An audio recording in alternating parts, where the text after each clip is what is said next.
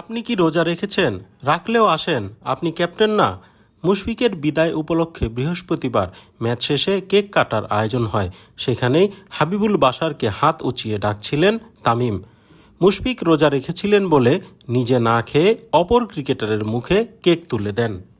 One day থেকে বিদায় ঘোষণার পরদিন আবারও ওয়ানডেতেই মাঠে নেমেছিলেন মুশফিক। ঢাকা লিগের ম্যাচে তাকে ঘিরেই ছিল সব আকর্ষণ।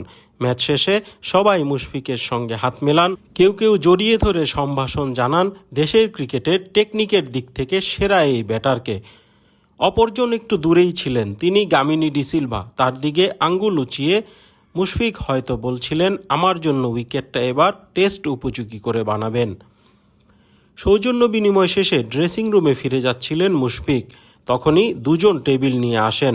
ওই টেবিলে রেখে কাটা হবে মুশফিকের জন্য আনা কেক। মুশফিককে ডাকা হলো, তিনিও থামলেন। এরপর হলো কেক কাটার আয়োজন।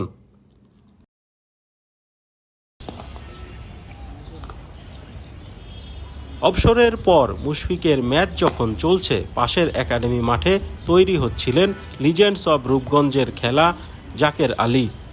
ওয়ানডেতে এখন থেকে উইকেট কিপিংয়ের পাশাপাশি মিডল অর্ডারের হাল ধরতে হবে তাকে। জাকের যে সেই দায়িত্ব নিতে প্রস্তুত, এই ব্যাটারের শেষ 3টি ইনিংস দেখলেই বোঝা যায়।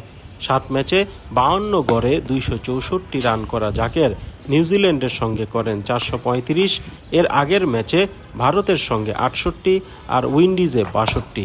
দারুণ ছন্দে থাকা এই উইকেট কিপার কি পারবেন মুশফিকের অভাব দূর করতে, সেটা হয়তো সময়ই বলে দেবে।